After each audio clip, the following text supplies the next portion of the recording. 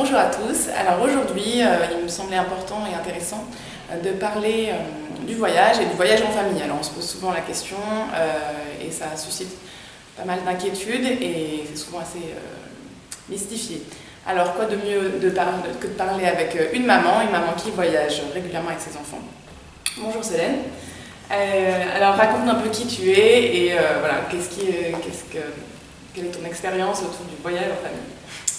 Alors, nous habitons à Manille d'abord, depuis 2 ans. Nous avons 4 enfants qui ont respectivement 9 ans, 6 ans, 2 ans et 10 mois. Et avant Manille, donc, nous avons vécu en Inde. Donc, depuis toutes ces années, ça fait maintenant donc, presque 7 ans, nous voyageons énormément. Alors, qu'est-ce qui vous donne envie vraiment de vous lancer, de voyager même en dehors du pays où vous habitez, qui est déjà en dehors de la France, mais de voyager dans ce pays-là ou de voyager dans d'autres pays de la région ou plus loin?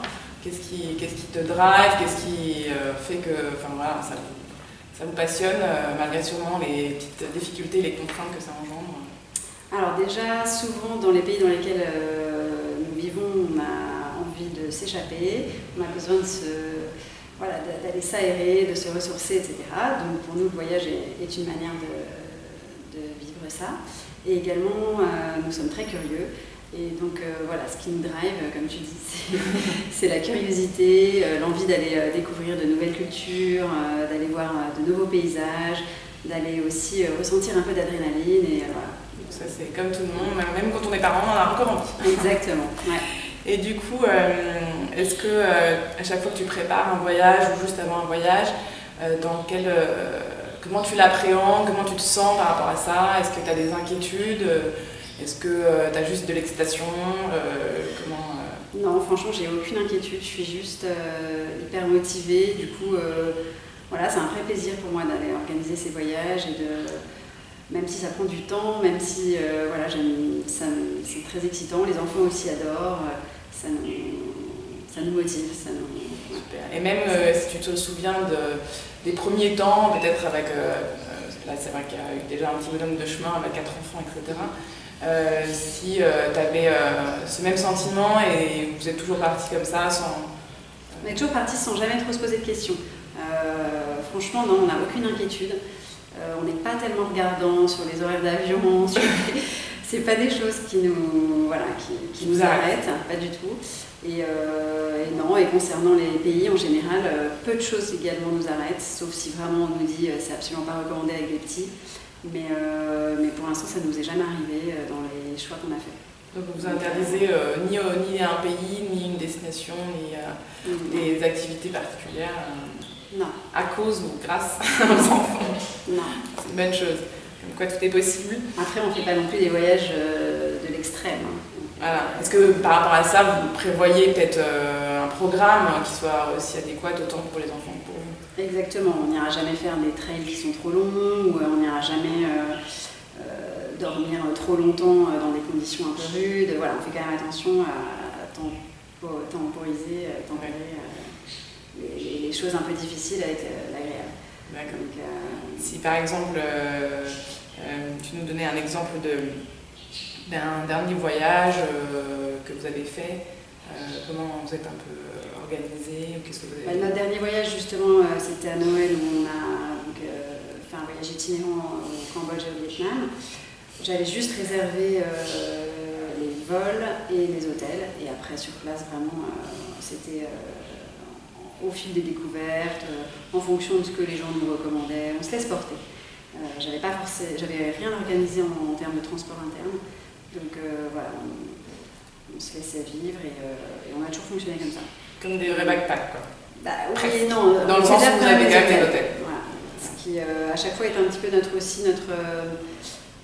pas notre bouée de secours, mais c'est l'endroit où on sait qu'on va se reposer. Et je fais quand même attention à choisir des hôtels où on se sent bien. Pas forcément des hôtels de luxe, mais en tout cas des hôtels qui sont des petites structures dans lesquelles on va se sentir à l'aise. Un petit moment de repos. Voilà, exactement. Où on peut se retrouver comme dans une petite bulle. Et les enfants, donc ils en demandent et il n'y a aucune...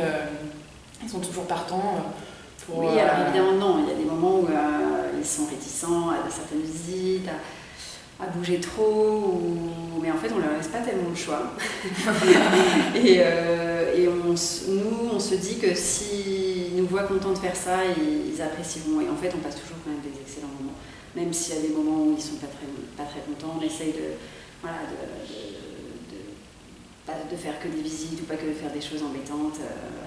On va composer avec un zoo dans l'histoire. Voilà. Donc on alterne un peu. Mais c'est vrai qu'on est quand même...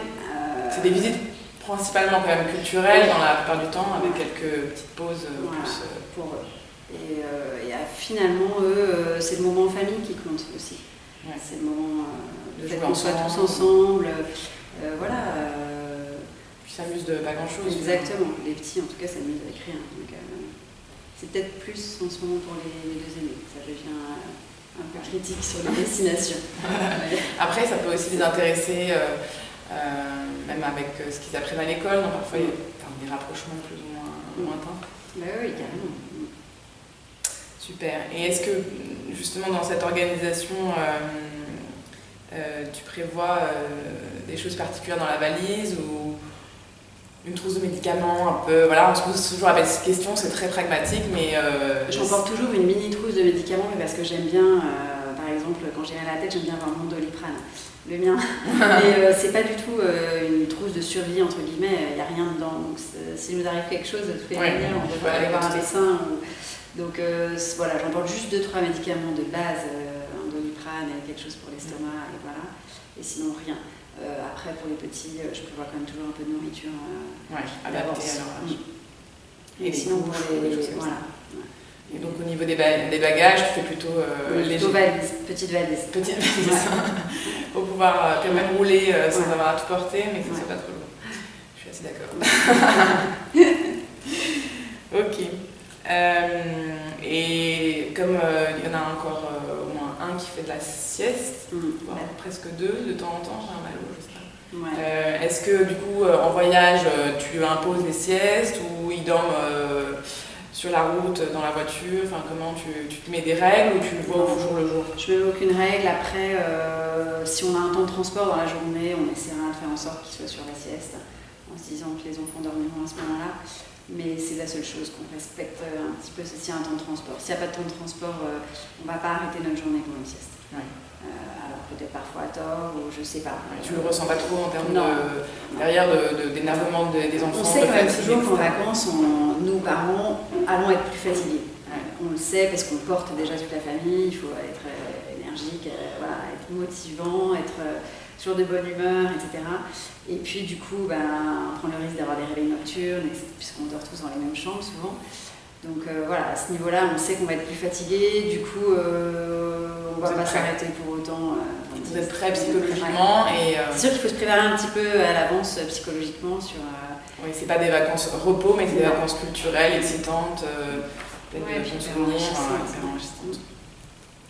Peut-être pour certains, c'est aussi une idée d'alterner entre ces vacances-là et des vacances plus... Et je comprends que plus ça plage, arrive plus soft. Personne, hein. C'est un petit peu éprouvant. Oui, c'est un choix. C'est un choix. Tout à fait. Et est-ce que sinon tu as d'autres des petits conseils justement aux parents qui s'inquiètent ou qui parfois aimeraient le faire mais ne sont pas toujours rassurés ou voient une montagne dans cette fameuse organisation qui finalement peut se faire en fait assez simplement? Je pense que d'abord il faut se faire confiance, c'est-à-dire que il faut s'écouter. Si c'est quelque chose qui nous effraie un peu et qu'on sent qu'on ne va pas gérer, j'ai envie de dire qu'il ne faut pas y aller. Parce que ça va mal se passer, c'est sûr. Alors que si on se laisse un peu porter et qu'on est plutôt zen, ça se passe. Et les enfants, finalement, ils sont hyper surprenants parce qu'ils s'adaptent bien mieux que nous. Si on est stressé, ils le ressentent, mais si on est à l'aise... Et les enfants, si on est avec eux et qu'on passe un moment juste simple, zen, ils sont très heureux comme ça. Enfin, on les note. Donc pour la deuxième fois et la deuxième vidéo, on parle encore de lâcher prise pour les parents. C'est important. Et finalement, c'est le stress qu'on a ou qu'on n'a pas qui déteint pas. Il faut faire confiance aux enfants aussi. Qui parfois, en fait, on se dit, il faut absolument... il ne marchera pas pendant 1 heure et en fait, si, parfois il va nous surprendre et marcher pendant 1 heure. Il faut prendre entre guillemets, le risque, mais pas partir du point de vue que de toute façon c'est foutu. Quoi. Bon, très bien. Merci Solène pour ces partages d'expérience et à très bientôt.